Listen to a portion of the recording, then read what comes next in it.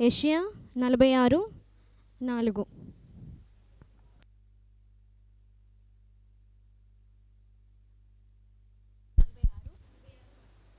ముదిమి వచ్చే వరకు నిన్ను ఎత్తుకొనివాడను నేనే, తల వెంట్రుకలు నెరయు వరకు నిన్ను ఎత్తుకొనివాడను నేనే. నేనే చేసి ఉన్నాను, చంక పెట్టుకొనివాడను నేనే, నిన్ను ఎత్తుకొనొచ్చు రక్షించువాడను నేనే. నెరవేర్పు యోహాను 19:26-27. యేసు తన తల్లియు తాను ప్రేమించిన శిష్యుడును దగ్గర నిల్చున్నట్టు చూచి, అమ్మా, ఇదిగో నీ కుమారుడు అని తన తల్లితో చెప్పాను.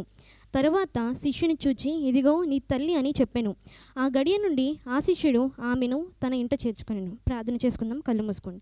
మహాగణుడా, పరిశుద్ధుడా, మా ప్రేమ గల తండ్రి, ఇదిగో నాయన ప్రభా, తండ్రి, ఇదిగో నా శిలువ సింహాసనము పైన తండ్రి నువ్వు పలికిన 3వ మాట తండ్రి చెప్పే అవకాశం నాకు ఇచ్చిన తండ్రి మీకే వందనాలు తండ్రి. ఈ మాటను బట్టి మారలేని మనుషులను మీరే మార్చండి. మీ వాక్యం తండ్రి, మీ నోట మాట మేము పలికేటట్టు కృపద ఇచ్చేయమని అడుగుచు సమస్తం మీ చేతులకు అప్పగిస్తూ త్వరలో రానే నేసునామలు అడుగు పెట్టుకుంటున్నాం తండ్రి, ఆమేన్. మనకి ఈ 3వ మాటలో విధేయత కనబడుతుంది. తన ప్రియ శిష్యునికి తల్లి సంరక్షణ అప్పగించాడు. ఈ శిలువ మరణం గూర్చి ముందుగానే సుమయోను ప్రవక్త తెలియచేశాడు. లూకా 2వ అధ్యాయము 34-35.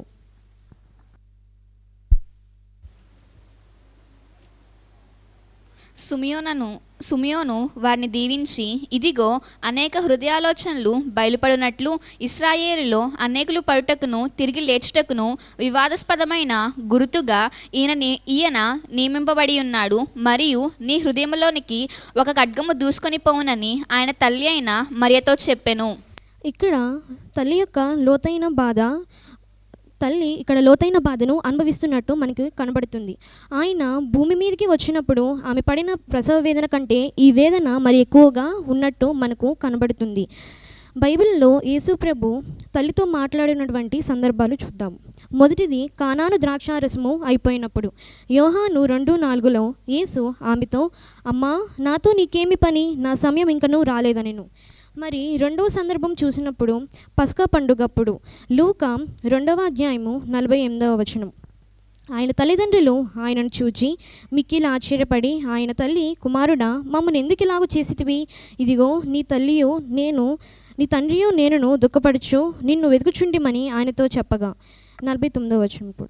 ఆయన, మీరేళ్ళు నన్ను వెతుకుచుంటిరి? యేసు, నా తండ్రి పనుల మీద నుండవలనని మీరు ఎరుగరా అని వారితో చెప్పాను. మరి 3వ సందర్భం మనం చూసినట్లయితే యేసయ్య పలికిన 3వ మాట యోహాను 19:26. మనము ఈ మాటను బట్టి చూస్తే యేసయ్య మనకు మొదటిగా ఆయన మాదిరి చూపారు. తల్లిదండ్రుల పట్ల ఆయన మనము ఎలా ఉండాలి అన్న మాదిరి చూపారు. తల్లిదండ్రుల పట్ల మనకు ఉండాల్సిన లక్షణాలను మనము ఒకసారి జ్ఞాపకం చేసుకుందాం. మొదటిది, తల్లిదండ్రులకు అవిధేయులుగా ఉండకూడదు. 2 తిమోతి 3:2. తల్లిదండ్రులకు అవిధేయులు, కృతజ్ఞత లేనివారు అపవిత్రులు. మరి రెండవది, తల్లిదండ్రులను కొట్టకూడదు. నిర్గమ 21:15. తన తండ్రిని కానీ తన తల్లిని కానీ కొట్టువాడు నిశ్చయముగా మన శిక్ష నొందును. మరి మూడవది, తల్లిదండ్రులను శపించకూడదు. నిర్గమ 21:17. తన తండ్రిని కానీ తన తల్లిని కానీ శపించువాడు నిశ్చయంగా మరణశిక్ష పొందును. తల్లిదండ్రులకు భయపడాలి. లేవియాకాండము 19:3. మీలో ప్రతివాడు తన తల్లికి తన తండ్రికి భయపడవలెను, నేను నియమించిన విశ్రాంతి దినములను ఆచరింపవలెను. మరి మనం 5వది చూస్తున్నట్లయితే తల్లిదండ్రులను నిర్లక్ష్యము చేయకూడదు. ద్వితీయోపదేశకాండము 27:16. తన తండ్రినైనను తన తల్లినైనను నిర్లక్ష్యము చేయువాడు శాపగ్రస్తుడని చెప్పగా ప్రజలందరూ ఆమెన్ అనవలెను. 6వది, తల్లిదండ్రులను సంతోషపరచాలి. సామెతలు 10:1. జ్ఞానం గల కుమారుడు తండ్రిని సంతోషపరచును, బుద్ధి లేని కుమారుడు తన తల్లికి దుఃఖము పుట్టించును. సామెతలు 23:25. నీ తల్లిదండ్రులను నీవు సంతోష పెట్టవలను, నిన్ను కనిన తల్లిని ఆనందపరచవలెను. మరి 7వది చూసినట్లయితే తల్లిదండ్రుల ఉపదేశం వినాలి. సామెతలు 6:20. నా కుమారుడా, నీ తండ్రి ఆజ్ఞను గైకొనుము, నీ తల్లి ఉపదేశమును త్రోసివేయకుము. 8వది, తల్లిదండ్రులను సన్మానించాలి. నిర్గమ 20:12. అలాగే ఎఫెసీ 6:2-3 మనం చూసినట్లయితే నీ తండ్రిని నీ తల్లిని సన్మానించుము అని ఉంది. 9వది, తల్లిదండ్రులకు ప్రత్యుపకారం చేయట నేర్చుకోవాలి. 1 తిమోతి 5:4. మరి తల్లిదండ్రులు మనం పుట్టినప్పటి నుంచి మనకున్న ప్రతి ఒక్క బాధ్యతను మోస్తారు కదండి. కాబట్టి మనం కూడా పెద్దయిన తర్వాత మనము వాళ్ళని త్రోసివేయకూడదు, వాళ్ళని అవమానపరచకూడదు, వాళ్ళ పట్ల మనము బాధ్యత కలిగి ఉండాలి. మరి తల్లిదండ్రులను గౌరవించిన వారికి ఉన్న ఫలితములను చూద్దాం. మొదటిది బుద్ధి లేనివాడు. సామెతలు 10:1. జ్ఞానము గల కుమారుడు తండ్రిని సంతోషపరచును, మరి బుద్ధి లేని కుమారుడు తన తల్లికి దుఃఖము పుట్టించును. మనము ప్రజెంట్ జనరేషన్లో చూస్తే జెన్జెడ్ అని వస్తుంది. ఇక్కడ ప్రతి ఒక్కళ్ళు చిన్న వయసు నుంచే ఉన్న జ్ఞానం కన్నా మరి ఎక్కువ జ్ఞానంతో ఉంటున్నారు. తల్లిదండ్రులు మనం చూసినట్లయితే ఫోన్ కావాలని అడుగుతారు, కొనిపెట్టకపోతే ఇదివరకు అయితే వద్దమ్మా నీకు అంటే వినేవాళ్ళు ఉన్నారు, ఇప్పుడైతే వినేవాళ్ళు ఎక్కడ లేరు. నువ్వు నాకు ఎందుకు కొనిపెట్టవు, నాకు ఎంత అవసరం ఉందో నీకు తెలుసా అని ఎదురు ప్రశ్నించే వాళ్ళే ఉంటారు. రెండవది అవమానము అపకీర్తిని పొందుకుంటాడు. సామెతలు 19:26. తండ్రికి కీడు చేసి తల్లిని తరిమివేయువాడు అవమానమును అపకీర్తిని కలుగు చేయువాడు.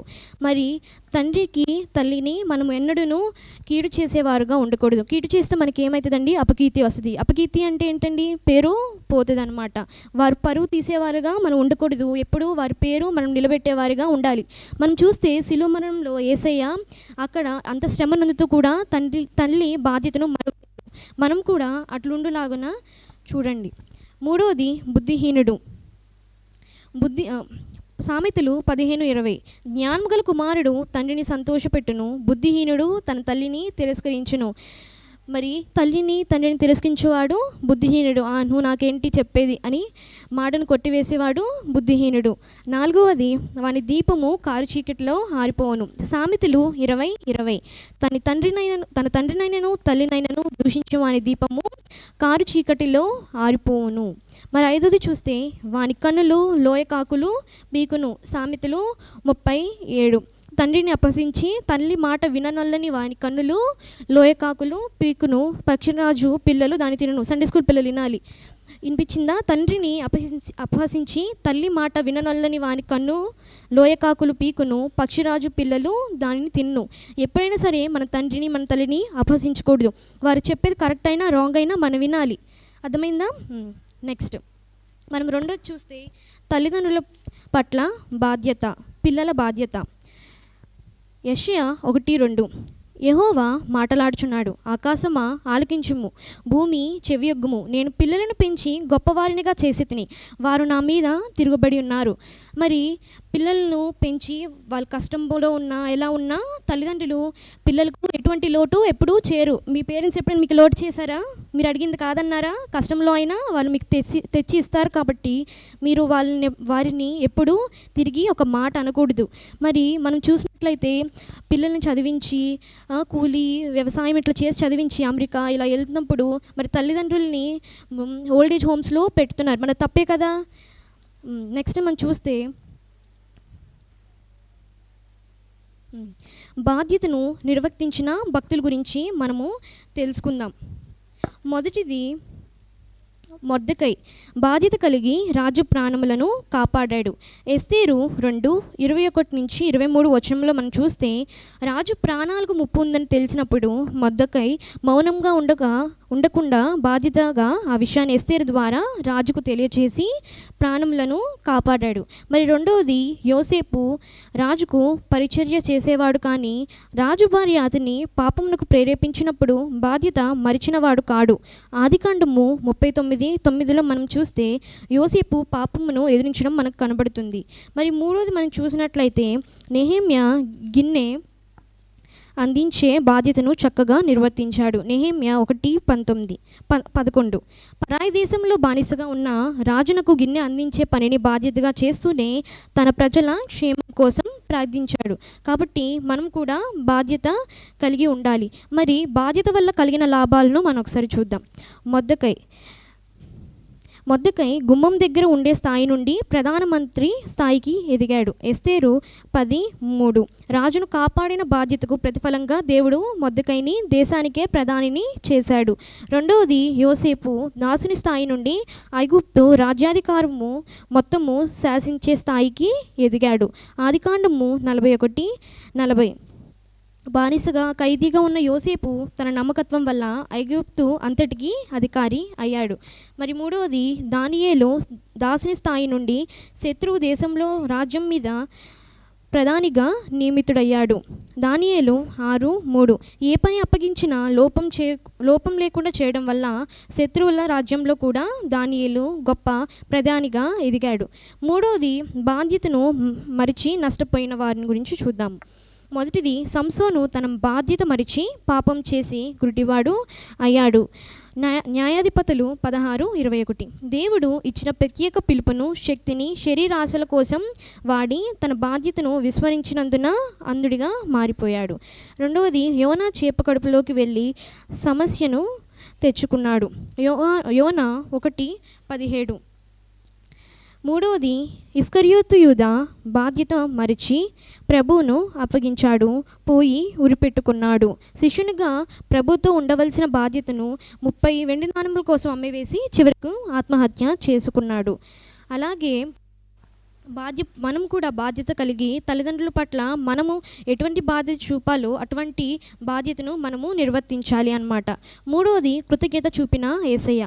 మరియా యేసయ్యను కనడానికి ఎన్నో అవమానాలు, ఎన్నో నిందలు భరించి క్రీస్తు కొరకు తాను త్యాగం చేసుకున్నందుకు యేసయ్య కృతజ్ఞత కలిగి ఉన్నాడు. మనం కూడా దేవుని పట్ల కృతజ్ఞత కలిగి ఉంటే మనం అడిగినా అడగకపోయినా మనకు అన్నీ ఇచ్చేవారుగా ఉన్నారు, మన పట్ల బాధ్యత చూపేవారిగా ఉన్నారు. మనం చూసినట్లయితే మత్తయి 7:7లో అడుగుడి మీకు ఇయ్యబడును, వెదుకుడి మీకు దొరుకును, తట్టుడి మీకు తీయబడును అని ఉంది.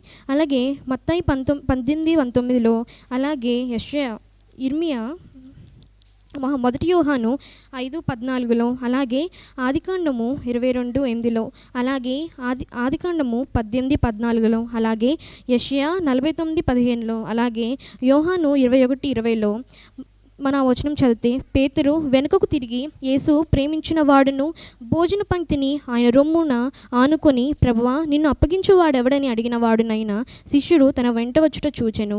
ఆయన రొమ్మును ఆనుకున్న శిష్యుడు ఎవరండి? ఆయన రొమ్మును ఆనుకున్న శిష్యుడు యోహాను. యేసయ్యను అందరూ విడిచిపెట్టారు, కానీ యోహాను మాత్రం విడవక వెంబడించారు. అందుకే ప్రభువు తల్లి బాధ్యతను శిష్యునికి అప్పగించారు. మరి యేసు పరిచర్యలో పాలు పొందిన వారి సంఖ్యను గురించి ఆలోచిస్తే, మొదటిది 70 మంది ఉండేవారు, లూకా 10:1, అలాగే యోహాను 6:66లో చూస్తే. రెండవది 12 మంది, మత్తాయి 10:1లో, అలాగే మత్తాయి 26:56లో చూస్తే. చివరికి ఒక్కడే, ఎవరండి? యోహాను 19:26. యేసు తన తల్లియు తాను ప్రేమించిన శిష్యుడిని దగ్గర నిల్చుండ చూచి, అమ్మా ఇదిగో నీ కుమారుడు అని తన తల్లితో చెప్పాను. ఇక్కడ యేసు స్థానము యోహాను తీసుకున్నాడు. మరి మీ వ్యక్తిగత జీవితంలో యేసు స్థానాన్ని నీవు తీసుకోవడానికి సిద్ధంగా ఉన్నావా? మనం ఇక్కడ చూసినట్లయితే యూదుల రక్షణకై ఎస్తేరు రాణి అయింది. లోకాన్ని రక్షించాలని యేసయ్య లోకరక్షకుడయ్యాడు. ఇశ్రాయేలీలను ఐగుప్తు బానిసత్వం నుంచి విడిపించడానికి, కానాను నడిపించడానికి మోషే, అహరోనులు నాయకులయ్యారు. నినివే పట్టణ వాసుల రక్షణకు యోనా బోధకుడయ్యాడు. సిలువను గూర్చిన వార్త ప్రకటించడానికి పౌలు అపోస్తులుడైనాడు. మరియకు యోహాను సంరక్షకుడయ్యాడు.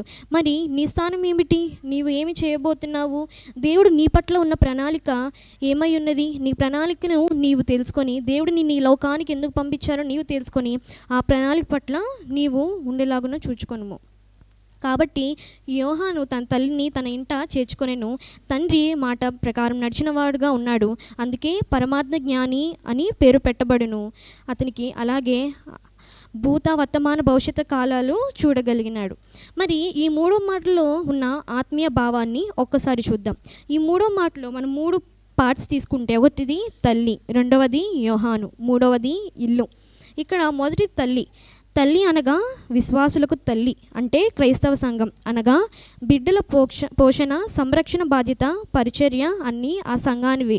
వాక్యం అనే పాలతో పెంచింది, విశ్వాస అనుభవంలోనికి నడిపింది, కొనసాగింప చేసేది కూడా తల్లి అనగా సంఘం. మనం చూసినట్లయితే గలతీ 4:26 ప్రకారం, అయితే పైన యెరూషలేము స్వతంత్రముగా ఉన్నది, అది మనకు తల్లి.